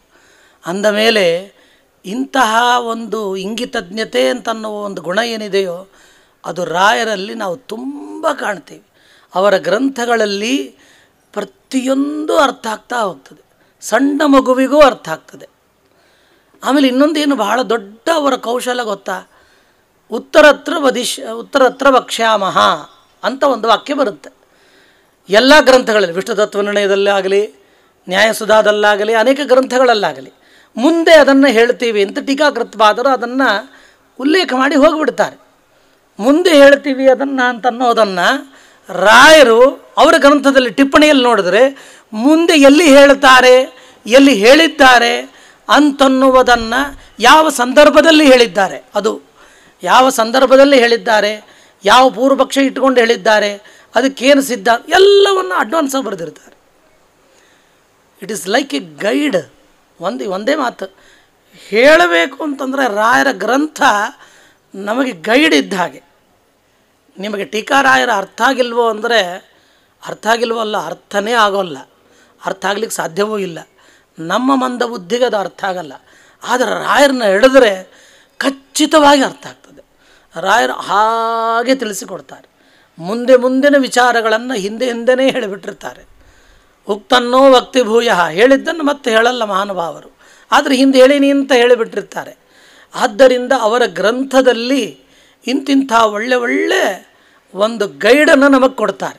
ಓದುವವರಿಗೆ ಇಷ್ಟು ಅನುಕೂಲ ಆಗಲಿ ಅಂತ ಯಾರೀ ಉಪಕಾರವನ್ನು ಮಾಡ್ತಾರೆ? ಯಾರಾದರೂ ಒಂದು ಟೀಚಿಂಗ್ ಲೈನ್ ಮಾಡಬೇಕು, ಟ್ಯೂಷನ್ ಕೊಡಬೇಕು, ಟ್ಯೂಷನ್ ಹೇಳ್ತಾರೆ ಅಂದರೆ ತಿಂಗಳಿಗೆ ಇಷ್ಟು ತೆಗೆದುಕೊಂಡೇ ಪಾಠ ಹೇಳ್ತಾರೆ. ಇಷ್ಟು ತೆಗೆದುಕೊಳ್ಳೋದು ಯಾರು ಹೇಳ್ತಾರೆ ಟ್ಯೂಷನ್? ಯಾರು ಹೇಳಲಿಕ್ಕೆ ಸಾಧ್ಯ ಇದೆ? ಸಂಜೆ 5ರಿಂದ 8 ಟೀಚಿಂಗ್ ಲೈನಲ್ಲಿ ಟೀಚರ್ಸು ಇಷ್ಟು ತೆಗೆದುಕೊಂಡೇ ಟೀಚಿಂಗ್ ಮಾಡ್ತಾರೆ ಅಂತಂದ ಮೇಲೆ ಅವರು ದುಡ್ಡು ತೆಗೆದುಕೊಳ್ಳೋದೇ ಪಾಠಾದಿಗಳನ್ನು ಮಾಡಲಿಕ್ಕೆ ಸಾಧ್ಯವಾ? ಆದರೆ ಅಧ್ಯಾತ್ಮದಲ್ಲಿ ಬ್ರಹ್ಮವಿದ್ಯೆಯನ್ನು ಬೋಧನೆ ಮಾಡುವಂತಹ ಅನೇಕ ಗ್ರಂಥಗಳನ್ನು ಅಧಿಕಾರಿಗಳಾದ ನಿಮ್ಮೆಲ್ಲರಿಗೂ, ಅಂದರೆ ನಮ್ಮೆಲ್ಲರಿಗೂ ಅಂತ ಅರ್ಥ, ನಿಮ್ಮೆಲ್ಲರಿಗೂ ನಿಮಗಿದು ಅರ್ಥ ಆಗಲಿ, ನಿಮ್ಮಿಂದ ನಮಗೇನೂ ಬೇಡ ಅಂತನ್ನುವ ಕಾರುಣ್ಯ ಅದು ನಾವು ಕಾಣ್ತೀವಿ. ಎಲ್ಲಿ ಅಂತಂದರೆ ಅದು ರಾಯರಲ್ಲಿ ಕಾಣ್ತೀವಿ. ಯಾಕೆ? ನಮೋ ಅತ್ಯಂತ ದಯಾಲವೇ. ಆ ದಯಾಗುಣ ಭಾಳ ಮಹತ್ವದ್ದು. ಏನು ಅಪೇಕ್ಷೆ ಇಲ್ಲದೆ, ವಿತೌಟ್ ಬೆನಿಫಿಟ್, ಅಂದರೆ ಅವ್ರಿಗೆ ಯಾವ ಥರದ ಅಪೇಕ್ಷೆಗಳು ಇಲ್ಲದೇನೆ ನಮಗೆಲ್ಲ ಬೆನಿಫಿಟ್ಟನ್ನು ಮಾಡಿಕೊಡ್ತಾರೆ. ಇಂತಹ ವ್ಯಕ್ತಿತ್ವ ಜಗತ್ತಿನಲ್ಲಿ ನೀವು ಕಾಣಬೇಕು ಅಂತಂದರೆ ಅದು ರಾಯರಲ್ಲಿ ನೀವು ಅವಶ್ಯವಾಗಿ ನೋಡತಕ್ಕದ್ದು. ಇಂತಹ ರಾಯರ ಅನೇಕವಾದ ಒಂದು ಚರಿತ್ರೆ ಅವರ ಗ್ರಂಥಗಳಲ್ಲಿ ಹಾಗೆ ನೀವು ಕಾಣಲಿಕ್ಕೆ ಸಾಧ್ಯತೆ ಇದೆ. ಆಮೇಲೆ ಅದರ ಜೊತೆಗೆ ಅದರಲ್ಲಿ ವಿಶ್ವಾಸವನ್ನು ತುಂಬಿಸ್ತಾರೆ. ಭಾಳ ಮಹತ್ವದ್ದೇನು ಅಂತಂದರೆ ಅದರಲ್ಲಿ ತುಂಬ್ತಾರೆ, ಹೀಗೇ ಇರು ಅಂತನ್ನುವ ಮಾತನ್ನು ಹೇಳ್ತಾರೆ. ಉಪನಿಷತ್ ಕಂಡ ಅರ್ಥದಲ್ಲಿ ಈಶಾವಾಸ್ಯಮಿದಂ ಸರ್ವಂ ಯತ್ಕಿಂಚ ಜಗತ್ಯಾನ್ ಜಗತ್ ತೇನ ತ್ಯಕ್ತೇನ ಭುಂಜೀತಾ ಮಾ ಗೃಧ ಕಸ್ಯ ಸ್ವಿಧನಂ ಅಂತನ್ನುವ ಮಾತಿಗೆ ಇನ್ನೊಬ್ಬರದನ್ನು ಕೇಳಿಕೋಬೇಡ, ಇಷ್ಟೇ ಅದಕ್ಕೆ ಅಭಿಪ್ರಾಯ. ಇದಕ್ಕೆ ರಾಯರು ಬರೆದ್ರು ಇಷ್ಟೇ ಅಲ್ಲ ಅಂದ್ರೆ ಅವರು ಇಷ್ಟಲ್ಲ. ಮಾ ಗೃಧ ಕಸ್ಯ ಸ್ವಿಧನಂ ಅಂತ ಅನ್ನೋದಕ್ಕೆ ಕಸ್ಯಾಪಿ ರಾಜಾದೇಹೇ ಸಕಾಶಾತ್ ಮಾ ಗೃಧ, ಯಾವ ರಾಜರ ಹತ್ರ ಕೈ ಎತ್ತಿ ಬೇಡಲಿಕ್ಕೆ ಹೋಗಬೇಡ, ಯಾರ ಹತ್ರಲೂ ಕೈ ಎತ್ತಿ ಬೇಡಬೇಡ ಅಂತ ಹೇಳಿಬಿಟ್ರು ಅವರು. ಬರೀ ಹೇಳೋದಲ್ರಿ, ನಾವು ಹೇಳ್ತೀವಿ, ನಾವೇ ಬೇಡಿರ್ತೀವಿ. ಆದರೆ ತಮ್ಮ ಜೀವನದಲ್ಲೂ ಅಂಥ ಕಷ್ಟದಲ್ಲಿಯೂ ಅವರು ಒಂದು ದಿವಸನೂ ಬೇಡಲಿಲ್ಲ. ಅವರು ಹಿಸ್ಟ್ರಿ ನೋಡ್ರಿ, ಅವರ ನಡೆದುಕೊಂಡು ಬಂದ ದಾರಿಯನ್ನು ನಾವು ನೋಡಿದಾಗ ಅವರು ಹೇಗೆ ನಡೆದಿದ್ರೋ ಹಾಗೆ ಗ್ರಂಥವನ್ನು ಬರೀತಾರೆ, ಹಾಗೆ ಇರ್ರಿ ಅಂತ ತೋರಿಸ್ತಾರೆ. ಪರೋಪದೇಶೇ ಪಾಂಡಿತ್ಯಂ ಸರ್ವೇಷಾಂ ಸುಕರಂ ನೃಣಾಂ. ಇನ್ನೊಬ್ಬರಿಗೆ ಪಾಂಡಿತ್ಯ ಪ್ರದರ್ಶನ ತೋರಿಸೋದು ನಮಗೆಲ್ಲ ಬಹಳ ಸರಳ. ಅದೇನು ಭಾಳ ಕಷ್ಟ ಇಲ್ಲ. ಬೇಕಾದಂಗೆ ಹೇಳ್ಬಿಡ್ತೀವಿ, ನೋಡಪ್ಪ ನೀ ಹಾಗಿರಬೇಕು ಹೀಗಿರಬೇಕು, ಚೆನ್ನಾಗಿ ಓದ್ಕೋ, ಚೆನ್ನಾಗಿ ಅದು ಮಾಡು, ಇದು ಮಾಡು, ಇದೆಲ್ಲ ಏನು ಸರಳವಾಗಿ ಹೇಳ್ಬೋದು.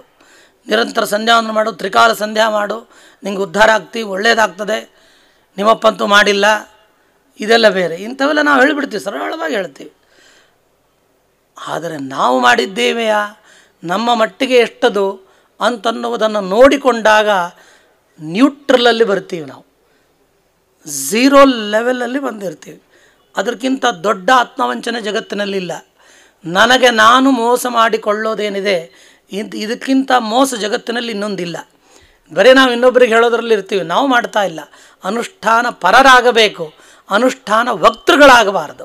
ನಾವು ಇನ್ನೊಬ್ಬರಿಗೆ ಹೇಳೋಕ್ಕಿಂತ ಮುಂಚೆ ಮಾಡಿರಬೇಕು. ಇದನ್ನೂ ಮಾಡಿ ತೋರಿಸಿದ್ರು ತಮ್ಮ ಜೀವನದಲ್ಲಿ. ಯಾರನ್ನು ಬೇಡಬೇಡ್ರಿ ಅಂತ ಹೇಳಿದರು ಅವರು. ಯಾಕೆ ಅಂದರೆ ಅವರಿಗೆ ಆ ಶಕ್ತಿ ಇಲ್ಲ, ದೇವರಿಗೆ ಮಾತ್ರ ಆ ಶಕ್ತಿ ಇದೆ. ದೇವರನ್ನು ಮಾತ್ರ ಬೇಡ್ರಿ. ಅದನ್ನೇ ದಾಸರು ಹೇಳಿದ್ರು, ಬೇಡಿದರೆ ಎನ್ನೊಡೆಯನ ಬೇಡುವೆ. ಇದನ್ನೇ ದಾಸಾರ್ಯರು ಉಲ್ಲೇಖ ಮಾಡಿದರು, ಇದನ್ನೇ ರಾಯರು ಉಲ್ಲೇಖ ಮಾಡಿದರು. ಅಂದರೆ ರಾಯರ ಒಂದು ದಿವ್ಯವಾಗಿರ್ತಕ್ಕಂತಹ ಆದೇಶನೂ ಹಾಗೇ ಇರ್ತದೆ. ಹೀಗಿರಬೇಕು ಅಂತ ಅವರು ಹೇಳ್ತಾರೆ, ಹೀಗೇ ನಡ್ಕೊಳ್ರಿ ಅಂತ ಹೇಳ್ತಾರೆ. ಶ್ರೀಮದ್ ಭಾಗವತನೂ ಅದನ್ನೇ ಹೇಳ್ತದೆ, ಕಸ್ಮಾತ್ ಭಜಂತಿ ಕವಯ ಧನ ದುರ್ಮದಾಂಧಾನ್ ಅಂತನ್ನುವ ಮಾತನ್ನು ಶ್ರೀಮದ್ ಭಾಗವತನೂ ಕೂಡ ಅದೇ ಮಾತನ್ನೇ ಉಲ್ಲೇಖ ಮಾಡ್ತದೆ. ಯಾಕೆ ಇನ್ನೊಬ್ಬರ ಹತ್ರ ಬೇಡೋದಿದೆ ನಿಮಗೆ? ಬೇಡಿದ್ರಿಂದ ದೇವರಲ್ಲಿ ವಿಶ್ವಾಸವಿಲ್ಲ ಅಂತನ್ನುವ ಅಭಿಪ್ರಾಯ ನಮಗೆ ತೋರ್ತದೆ, ಬೇಡಲಿಕ್ಕೆ ಹೋಗಬೇಡ್ರಿ ಅಂತನ್ನುವುದನ್ನು ತಮ್ಮ ಗ್ರಂಥದಲ್ಲಿಯೂ ರಾಯರು ತೋರಿಸಿಕೊಟ್ಟರು. ಅದೇ ರೀತಿಯಾಗಿ ನಡೆದುಕೊಂಡರು. ಅದೇ ರೀತಿಯಾಗಿ ಜಗತ್ತಿಗೆ ನಿಮಗೇನಾದರೂ ಬೇಡೋದಿತ್ತು ಅಂತಾದರೆ, ದೇವರು ಕಾಣಲ್ಲ ಅಂತಂತೀರಾ, ನನ್ನ ಹತ್ರ ಬರ್ರಿ ಅಂದರು.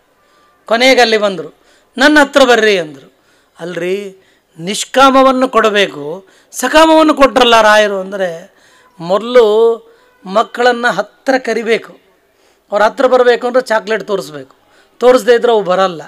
ಆಮೇಲೆ ಅದಕ್ಕೆಲ್ಲರೂ ಅದನ್ನು ತುಂಬಿಸ್ಬೇಕು, ಆಮೇಲೆ ಒಳ್ಳೆ ಊಟಕ್ಕೆ ಹಾಕಬೇಕು. ಮೊದಲಿಗೆ ಚಾಕ್ಲೇಟ್ ತೋರಿಸಿ ಆಮೇಲೆ ತುಪ್ಪ ಅನ್ನ ಊಟ ಮಾಡಿಸ್ತಾರೋ ಇಲ್ಲೋ, ಆ ಥರದಂತೆ ಮೊದಲಿಗೆ ನಿನಗೇನು ಬೇಕೋ ಅದೆಲ್ಲ ಕೊಡ್ತೀನಿ, ನಿನ್ನ ಪರಿಹಾರಗಳನ್ನೆಲ್ಲ ಮಾಡ್ಕೋ, ವಿಘ್ನಗಳನ್ನು ಪರಿಹಾರ ಮಾಡ್ಕೋ, ಆಮೇಲೆ ಬಾ ಶಾಸ್ತ್ರಾಧ್ಯಯನಕ್ಕೆ ಬಾ. ಹೀಗೆ ಅನುಗ್ರಹವನ್ನು ಮಾಡಿ ತೋರಿಸಿದ, ಹೀಗೆ ಶಾಸ್ತ್ರ ಗ್ರಂಥಗಳಲ್ಲಿ ರುಚಿಯನ್ನು ಹುಟ್ಟಿಸಿದ, ಹೀಗೆ ಶ್ರೀಮದ್ ಆಚಾರ್ಯರಲ್ಲಿ ಒಂದು ಭಕ್ತಿಯನ್ನು ಬೆಳೆಸಿದ ಒಂದು ಅದ್ಭುತವಾದ ಒಂದು ಕೀರ್ತಿ ಅದು ಗುರುಸಾರ್ವಭೌಮರಲ್ಲಿ ನಾವು ಅದನ್ನು ಕಾಣಲಿಕ್ಕೆ ಸಾಧ್ಯತೆ ಇದೆ. ಇಂತಹ ಗುರುಸಾರ್ವಭೌಮರ ಒಂದು ದಿವ್ಯವಾಗಿರುವಂತಹ ಚರಿತ್ರೆ ಎಷ್ಟು ಹೇಳಿದರೂ ಕಡಿಮೆ. ಅದೇನೋ ವಾದೀಂದ್ರ ಶ್ರೀಪಾದಂಗಳವರು ಅಂತಾರಲ್ಲ, ಹಂತ ಕದ್ಯೋತ ರೀತಿಂ ಅಂತ ಅನ್ನುವಂತೆ, ಅದು ಮಿಂಚಿನ ಹುಳ ಇದ್ದಂತೆ ನಾವೇನು ಅವ್ರು ಸೂರ್ಯರವರು, ಅವ್ರ ಮುಂದೆ ನಾವೇನು ರೀ? ಅದನ್ನೆಲ್ಲ ಹೇಳಲಿಕ್ಕೆ ಅಂದರೆ ಮಹಾನುಭಾವರೇ, ಅವರೇ ಸಮರ್ಥರು, ನಾವಲ್ಲ. ಆದ್ದರಿಂದ ಅಂಥವರ ಒಂದು ಕಾರುಣ್ಯದಲ್ಲಿ ನಾವು ಇದ್ದೀವಿ ಅಂತಂದರೆ ಅದು ನಮ್ಮ ಸೌಭಾಗ್ಯ ಅಂತ ನಾವು ಭಾವಿಸಬೇಕೇ ಹೊರತು ಬೇರೆ ಇನ್ಯಾವುದೂ ಅಲ್ಲ. ಇಂತಹ ಜನ್ಮ ಬಂದಿದೆ. ನಿಮಗೆ ಆಶ್ಚರ್ಯ ಒಂದು ವಿಚಾರ ಹೇಳ್ತೀನಿ, ನಾವು ಅಡ್ಡ ಹಾದಿ ಹಿಡಿದಿಲ್ಲ, ನಾವು ಯಾರ್ಯಾರನ್ನೋ ಸರ್ವೋತ್ತಮ ಅಂತ ಹೋಗಿಲ್ಲ, ಯಾರ್ಯಾರನ್ನೋ ಗುರುಗಳು ಅಂತ ಹೋಗಿಲ್ಲ. ಅವನು ಲಿಂಗಾಯತರವನಿದ್ದಾನೆ, ನಿಜಗುಣಾನಂದ ಅಂತ, ಅವನು ಯಾವಾಗಲೂ ಬೈತಿರ್ತಾನೆ. 24 ಗಂಟೆ ಬ್ರಾಹ್ಮಣರನ್ನೇ ಬೈಯೋದೇ ಅವನ ಕೆಲಸ. ಅವನು ತಾನು ತುಳಸಿ ಹಬ್ಬ ಮಾಡಬೇಡ್ರಿ, ತುಳಸಿ ಅದೊಂದು ಮರ, ಅದೊಂದು ಗಿಡ, ಅದನ್ನು ಯಾಕೆ ಮಾಡ್ತೀರಿ? ಬ್ರಾಹ್ಮಣರಿಂದಲೇ ತುಪ್ಪ ತಿಂದವರಿಂದ ಜಗತ್ತು ಹಾಳಾಯಿತು ಅಂಥವನು ಹೇಳ್ತಾನೆ. ಇಂತಹ ಮೂರ್ಖರಿದ್ದಾರೆ ಜಗತ್ತಿನಲ್ಲಿ. ಅಂಥವರಿಗೆ ಕರ್ನಾಟಕ ರಾಜ್ಯ ಪ್ರಶಸ್ತಿ ಬೇರೆ, ಅಂಥವ್ರಿಗೆ ಅದು ಬೇರೆ ಸಿಗ್ತಾ ಇದೆ. ಅಂಥವರ ಅನುಯಾಯಿಗಳು ನಾವಾಗಿಲ್ಲ. ನಾವು ಅನುಯಾಯಿಗಳು ಯಾರ್ದಾಗಿದ್ದೇವೆ? ರಾಯರ ಅನುಯಾಯಿಗಳಾಗಿದ್ದೇವೆ. ರಾಯರ ಒಂದು ಅನುಯಾಯಿಗಳಾಗಿ ಹರಿಸರ್ವೋತ್ತಮ, ವಾಯುಜೀವೋತ್ತಮ, ಈ ಒಂದು ಪಂಚವೇದಗಳನ್ನು, ತಾರತಮ್ಯಗಳನ್ನು ಅರ್ಥ ಮಾಡಿಕೊಳ್ಳಲಿಕ್ಕೆ ನಾವು ಅರ್ಥ ಮಾಡಿಕೊಂಡು ಇದ್ದೀವಿ ಅಂತಂದರೆ ಇದು ದೇವರ, ಗುರುಗಳ, ರಾಯರ ಪರಮ ಕಾರುಣ್ಯವೇ ಸರಿ. ಇದು ಬಿಟ್ಟು ಬೇರೆ ಇನ್ಯಾವುದೂ ಇಲ್ಲ. ಇಂತಹ ರಾಯರ ಚರಿತ್ರೆ ಎಷ್ಟು ಹೇಳಬೇಕು ಅಷ್ಟೇ ಹೇಳಬೇಕು, ಅಷ್ಟೇ ನಮ್ಮ ಬಾಯಿಂದ. ಅದಕ್ಕಿಂತ ಹೆಚ್ಚು ಹೇಳಲಿಕ್ಕೆ ನಮ್ಮ ಯೋಗ್ಯತೆ ಸಮುದ್ರ ಸ್ನಾನ ಮಾಡಿದಂತ ಅಷ್ಟೇ. ನಾವು ಅಷ್ಟು ಮಾಡ್ತೀವಿ ಅಂದರೆ ಎಷ್ಟು ಬೇಕೋ ಅಷ್ಟೇ ನಾವು ಮಾಡೋದು, ಅದಕ್ಕಿಂತ ಹೆಚ್ಚು ಮಾಡಲಿಕ್ಕೆ ಆಗೋದಿಲ್ಲ. ಹೇಗೋ ನಾನು ಒಳ್ಳೆ ಊಟ ಮಾಡಿದೆ ಅಂದರೆ ಎಷ್ಟು ಮಾಡಿದೆ? ಹೊಟ್ಟೆ ತುಂಬಿದಷ್ಟೇ ಮಾಡಿದೆ, ಅದಕ್ಕಿಂತ ಹೆಚ್ಚು ಮಾಡಲಿಕ್ಕಾಗಲ್ಲ. ಪರಿಮಳಾಚಾರ ಬೇಕಾಷ್ಟು ಮಾಡಿಸಿದ್ದಾರೆ, ಅದನ್ನು ನಾವು ಮಾಡಲಿಕ್ಕೆ ಆ ಯೋಗ್ಯತೆ ನಮಗಿಲ್ಲ. ಆದರೂ ಕೂಡ ಎಷ್ಟು ಬೇಕೋ ಅಷ್ಟೇ ತಿಂತೀವಿ. ಹೇಗೋ ಹಾಗೆ ಎಷ್ಟು ನಮ್ಮ ಯೋಗ್ಯತೆ ಇದೆಯೋ, ಯಥಾಶಕ್ತಿ ಯಥಾ ಜ್ಞಪ್ತಿ ಯಥಾ ವೈಭವಂ ಕರಿಷ್ಯೆ ಅಂತ ಪ್ರಾತಃಸಂಕಲ್ಪ ಗದ್ಯದಲ್ಲಿ ಸ್ವಯಂ ರಾಯರು ನಿಮ್ಮ ಯೋಗ್ಯತಾನುಸಾರವಾಗಿ ನೀವು ಮಾಡ್ರು ಅಂತ ನಮಗೆ ಹೇಳ್ತಾರೆ. ನೀವೆಲ್ಲ ಭಾಳ ಹೇಳಿಬಿಡ್ತೀರಿ, 8 ತಾಸು ಜಪ ಮಾಡು ಅಂತೀರಿ. ಅದೇನು ಎಲ್ಲೂ ಹೇಳಿಲ್ಲ. 8 ತಾಸು ಜಪ ಮಾಡಿರಿ ಅಂತ ಎಲ್ಲೂ ಹೇಳಿಲ್ಲ. ಜಪ ಮಾಡಿರಿ, ಸ್ವಕರ್ಮ ವಿಪ್ರಸ್ಯ ಜಪೋಪದೇಶವು ಅಂಥೇಳಿ ಶ್ರೀಮದಾಚಾರ್ಯರೇ ನಿರ್ಣಯ ಕೊಟ್ಟಿದ್ದಾರೆ 22ನೇ ಅಧ್ಯಾಯದಲ್ಲಿ.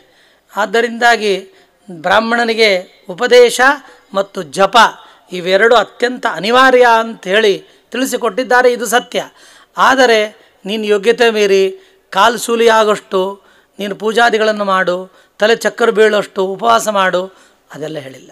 ನೀನು ಯೋಗ್ಯತೆ ಇದ್ದರೆ ಪೂರ್ಣ ಉಪವಾಸ ಮಾಡು. ಯೋಗ್ಯತೆ ಇಲ್ವೋ ಅದಕ್ಕೂ ಪರಿಹಾರವನ್ನು ಆಚಾರ್ಯರು ಕೊಟ್ಟಿದ್ದಾರೆ. ಎಷ್ಟಾಗ್ತದೋ ಅಷ್ಟಂತೂ ಮಾಡು ಅಂತನ್ನುವ ಮಾತನ್ನು ರಾಯರು ಯಥಾಶಕ್ತಿ ಯಥಾ ಜ್ಞಪ್ತಿ, ನಿನ್ನ ಬುದ್ಧಿಗೆ ಎಷ್ಟು ನಿಲ್ಲುತ್ತದೋ ಅಷ್ಟೇ ತಿಳಿದುಕೋ, ಅಷ್ಟಾದರೂ ತಿಳಿದುಕೋ, ಅದಕ್ಕಿಂತ ನೀನೇ ಕಡಿಮೆ ಮಾಡ್ಕೊಳ್ಳಿಕ್ಕೆ ಹೋಗಬೇಡ. ನಾವು ಸ್ವಯಂ ನಿರ್ಣಯ ತೆಗೆದುಕೊಂಡ್ಬಿಡ್ತೀವಿ ಕೆಲವು ವಿಷಯಗಳಲ್ಲಿ. ಎಲ್ಲಿ ಅಂದರೆ ನಮಗಿದು ಅರ್ಥ ಆಗೋದಿಲ್ಲ ರೀ, ಇದರೊಳಗೆ ನಾವು ಸ್ವಯಂ ನಿರ್ಣಯ, ಇದು ನಮಗೆ ಅರ್ಥ ಆಗೋದೇ ಇಲ್ಲ, ಇದೇನು ಪುರಾಣ ಹೇಳ್ತಾರೆ ಪಾಠ ಹೇಳ್ತಾರೆ ನಾವು ಸುತರಾಮ್ ನಮಗೆ ಅರ್ಥ ಆಗೋದಿಲ್ಲ, ನಾವೇ ನಿರ್ಣಯ ತೊಗೊಂಡ್ಬಿಡ್ತೀವಿ. ಅದು ಎಂಥ ತಪ್ಪದು. ಹಾಗೆಲ್ಲ ನಾವು ನಿರ್ಣಯ ತೆಗೆದುಕೊಳ್ಳೋದಲ್ಲ, ಅದನ್ನು ಡಿಸೈಡ್ ಮಾಡೋರು ಗುರುಗಳಿದ್ದಾರೆ. ಅದಕ್ಕಾಗೇ ಗುರುಮುಖೇನ ಅಂತ ಅನ್ನೋದು, ಅದಕ್ಕಾಗಿ ಗುರುವಿನ ಗುಲಾಮನಾಗುವ ತನಕ ದೊರೆಯದಣ್ಣ ಮುಕುತಿ ಅಂತ ಅದಕ್ಕಾಗಿ ಹೇಳಿದ್ದು. ಆದ್ದರಿಂದ ಈ ವಿಷಯಗಳಲ್ಲಿ ನಿರ್ಣಯ ತೆಗೆದುಕೊಳ್ಳೋದಲ್ಲ, ಈ ವಿಷಯದಲ್ಲಿ ಅವರು ನಿರ್ಣಯ ತೆಗೆದುಕೊಳ್ಳುತ್ತಾರೆ, ಬೇರೆ ವಿಷಯಗಳಲ್ಲಿ ನಾವು ನಿರ್ಣಯ ತೆಗೆದುಕೊಳ್ಳಬೇಕು. ಅಡ್ಡ ಹಾದಿಯಿಂದ ನಾವು ದೂರ ಸರಿಬೇಕು ಅಂತನ್ನುವುದನ್ನು ನಾವು ನಿರ್ಣಯವನ್ನು ತೆಗೆದುಕೊಳ್ಳಬೇಕು.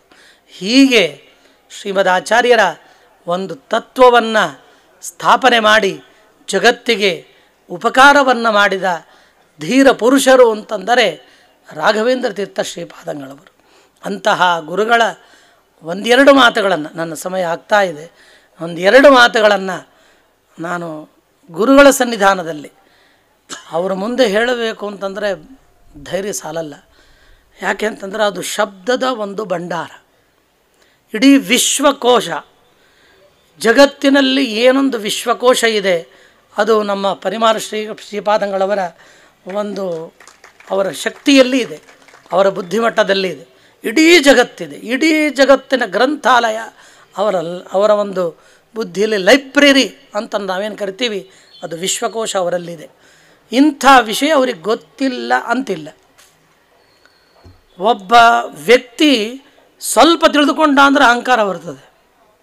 ಸ್ವಲ್ಪ ಭಾಳ ಬೇಡ, ತಿಳ್ಕೊಂಡ ಅಂತ ಬೇಡ ಬಿಡ್ರಿ, ತಿಳ್ಕೊಳ್ಳೋದು ಬೇಡ, ನೀವು ತಿಳ್ಕೊಂಡವರು ಅಂತ ಅಂದುಬಿಟ್ರೆ ಸಾಕು. ನಮಗೆ ಈ ಮಾತಂದ್ರೂ ಸಾಕು, ನಮಗೆ ಅಹಂಕಾರ ಬಂದುಬಿಡ್ತದೆ.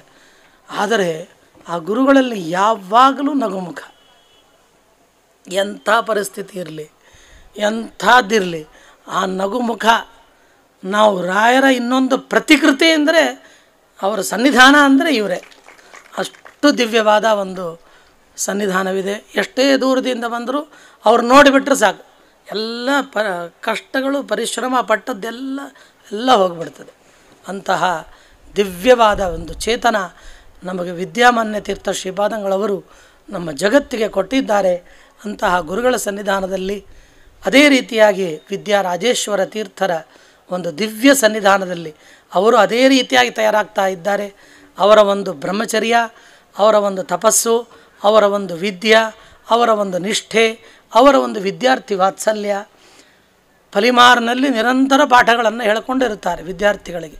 ಅಂತಹ ಒಂದು ವಾತ್ಸಲ್ಯ, ಅಂತಹ ಒಂದು ಈ ದಾರಿಯಲ್ಲಿ ನಮ್ಮನ್ನೆಲ್ಲ ಕರೆದುಕೊಂಡು ಹೋಗುವಂತಹ ದಾರಿದೀಪ ಮುಂದೆ ಇನ್ನೂ ಅದ್ಭುತವಾಗಿ ಬೆಳಗ್ತಾ ಇದೆ.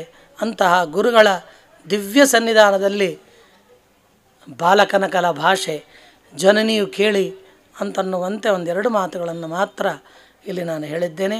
ಅದೇನಾದರೂ ತಪ್ಪಿದ್ದರೆ ನನಗೆ ತಿದ್ದಬೇಕು ಅಂತ ನಾನು ಕೇಳಿಕೊಳ್ತಾ, ಪಂಡಿತರಾದ ನಮ್ಮ ಮಧುಸೂದನಾಚಾರ್ಯರು ಮತ್ತು ಅಪ್ಪಣ್ಣ ಆಚಾರ್ಯರ ಒಂದು ಎಲ್ಲ ಒಂದು ವಿಪ್ರ ವೃಂದದ ಒಂದು ಸಭೆಯಲ್ಲಿಯೂ ಒಂದೆರಡು ಮಾತುಗಳನ್ನು ಹೇಳ್ತಾ ಅದನ್ನು ಅರ್ಪಣೆ ಮಾಡ್ತಾ ಶ್ರೀಕೃಷ್ಣಾರ್ಪಣಮಸ್ತು ಅಂತ ಹೇಳ್ತಾ, ನಮ್ಮ ಪರಿಮಳಾಚಾರ್ಯರು 32ನೇ ಈ ಒಂದು ಕಾರ್ಯಕ್ರಮವನ್ನು ಹೊಸೂರು ಅಂತಾಯಿತು, ಚಿತ್ರದುರ್ಗ ಅಂತಾಯಿತು, ಎಲ್ಲೂ ಇಲ್ಲ ನಮ್ಮ ಬಳ್ಳಾರಿ ಅಂತಾಗಿತ್ತು.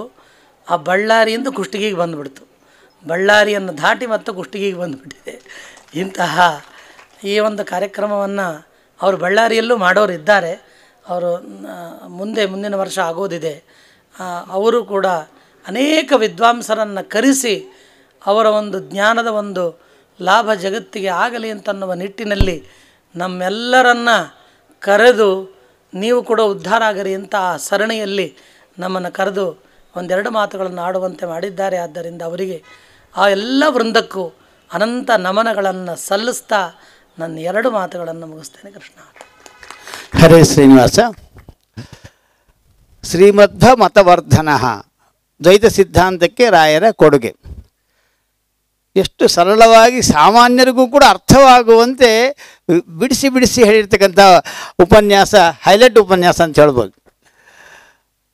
ಆ ಮಧ್ವ ಸಿದ್ಧಾಂತವನ್ನು ಹೇಳಿದ್ರು ನೋಡ್ರಿ, ಅಲ್ಲಿ ಬರ್ತಕ್ಕಂಥ ತಾರತಮ್ಯಗಳು ಇದು ಮೊನ್ನೆ ಎಲ್ಲೋ ನಾನು ಯೂಟ್ಯೂಬ್ನಾಗ ನೋಡಿದೆ. ಒಬ್ಬ ಕಂಚಿ ಪರಂಪರೆಯಲ್ಲಿ ಪರಮಾಚಾರ್ಯರು ಬಹಳ ದೊಡ್ಡ ವ್ಯಕ್ತಿಗಳವರು, ಭಾಳ ಸಾಧನಾ ಪುರುಷರು. ಅವರು ಅರುಣಾಚಲಕ್ಕೆ ಹೋಗಿದ್ರಂತೆ. ಅರುಣಾಚಲಕ್ಕೆ ಹೋದಾಗ ಗಿರಿ ಪ್ರದಕ್ಷಿಣೆ ಮಾಡ್ತಾ ಇದ್ರಂತೆ. ಅಲ್ಲಿ ಒಬ್ಬ ಸಾಧಕರು ರಮಣ ಮಹರ್ಷಿಗಳು ಅಂತೇಳಿ ಅವರು ಆಶ್ರಮ ಅಲ್ಲಿತ್ತಂತೆ. ಅವರ ಆಶ್ರಮದ ಮುಂದೆ ಇವರ ಆಚಾರ್ಯರು ಪರಮಾಚಾರ್ಯರು ಪ್ರದಕ್ಷಿಣೆ ಬಂದ ಹೊತ್ನಾಗ ಒಳಗೆ ಅವರು ಪ್ರವಚನ ಮಾಡ್ತಿದ್ರು. ಏನು ಮಾಡ್ತಿದ್ರು, ರಮಣ ಮಹರ್ಷಿ ಸುತ್ತಲಿದ್ದವರು ಎಲ್ಲರೂ ಕೂಡ ಹೊರಗೆ ಎದ್ದು ಬಂದು ಗುರುಗಳಿಗೆ ನಮಸ್ಕಾರ ಮಾಡಿ ದರ್ಶನ ಮಾಡ್ಕೊಂಡ್ರಂತೆ. ಆದರೆ ಆ ರಮಣ ಮಹರ್ಷಿಗಳು ಹೊರಗೆ ಬರಲಿಲ್ಲ ಅಂತವರು. ಆ ಪರಮಾಚಾರ್ಯ ಸುಮ್ಮನೆ ಆ ಕಡೆ ಆಶ್ರಮ ಕಡೆ ತಿರುಗಿ ನೋಡಿದ್ರಂತೆ. ಅವರಷ್ಟರು ಮುಂದಕ್ಕೆ ಹೋಗಿಬಿಟ್ರು. ಅವರು ಒಳಗೆ ಹೋದ್ಮೇಲೆ ಆ ಶಿಷ್ಯರು ಕೇಳಿದ್ರಂತೆ, ಅಲ್ಲ ಸ್ವಾಮಿ, ಪರಮಾಚಾರ್ಯರು ಅವಳ ಪ್ರಸಿದ್ಧ ವ್ಯಕ್ತಿಗಳು, ಅವರು ಭಾಳ ಸಿದ್ಧ ಪುರುಷರು ಕೂಡ, ಅಂಥವ್ರು ಅವ್ರು ಬಂದಮೇಲೆ ತಾವು ಒಳಗೆ ದರ್ಶನಕ್ಕೆ ಬರಲಿಲ್ಲ ನೀವು ಅಂತಂದರೆ, ರಮಣ ಮಹರ್ಷಿ ಯಾರು, ಪರಮಾಚಾರ್ಯ ಯಾರು, ಎಲ್ಲ ಒಂದೇ ಅಂತ ಸಂದೇಶವನ್ನು ಅವ್ರು ಕೊಟ್ರಂತೆ ಅವ್ರಿಗೆ. ಇದು ಹೇಗೆ ಸಾಧ್ಯ ಆಗ್ತದೆ ನೋಡ್ರಿ. ಆಚಾರ್ಯ ತಾರತಮ್ಯ ಬಗ್ಗೆ ಬಿಡಿಸಿ ಬಿಡಿಸಿ ಬಿಡಿಸಿ ಹೇಳಿದ್ರು. ಅದು ಆ ರೀತಿ ತಿಳ್ಕೊಂಡಾಗೆ ನಿಜವಾಗಲೂ ಕೂಡ ಅವನು ಸ್ವಾಮಿ, ನಾನು ಭೃತ್ಯ, ಅವನು ಪರಿಪೂರ್ಣ, ನಾನು ಅಪೂರ್ಣ ಅಂತಕ್ಕಂಥ ಒಂದು ಭಾವನೆ ಬಂದು, ಒಂದು ಭಕ್ತಿ ಬಂದು ಅವನ್ನ ಇದು ಮಾಡಲಿಕ್ಕಾಗ್ತದೆ ಅಂತ ಒಂದು ಮಧ್ವ ಸಿದ್ಧಾಂತವನ್ನು ತಿಳಿಸಿದರು. ಅದೇ ರೀತಿಯಾಗಿ ರಾಯರು ಹಸ್ತು ಹೊಟ್ಟೆಯವನಿಗೆ ವೇದಾಂತ ಹೇಳಿದರೆ ಆಗುವುದಿಲ್ಲ ಎಂಬ ರೀತಿಯಲ್ಲಿ ತಾಯಿ ಕಾರುಣ್ಯದಿಂದ ಇಷ್ಟಾರ್ಥಗಳನ್ನು ಮೊದಲು ಕೊಡ್ತಾರೆ, ಆಮೇಲೆ ಮುಂದಿನ ಪಥಕ್ಕೆ ಬೇಕಾಗಿರ್ತಕ್ಕಂಥ ಜ್ಞಾನವನ್ನು ಕೊಟ್ಟು ಪೂರ್ಣ ಮಾಡ್ತಾರೆ ಅಂಥೇಳಿ ಸೊಗಸಾದ ಉಪನ್ಯಾಸ ನೀಡಿರ್ತಕ್ಕಂಥ ಸತ್ಯನಾರಾಯಣಾಚಾರ್ಯರಿಗೆ ನಮ್ಮ ಉಭಯ ಸಮಿತಿಗಳ ಪರವಾಗಿ ಅನಂತ ನಮನಪೂರ್ವಕ ನಮಸ್ಕಾರಗಳು. ಶ್ರೀಪಾದಂಗಳವರಿಂದ ಗುರುರಾಜರ ಪ್ರಸಾದವನ್ನು ಸ್ವೀಕಾರ ಮಾಡಬೇಕಾಗಿ ಪ್ರಾರ್ಥನೆ. ಸ್ವಾಮಿ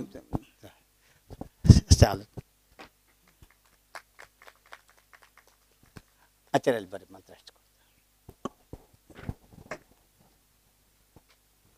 ಸ್ವಾಮಿ.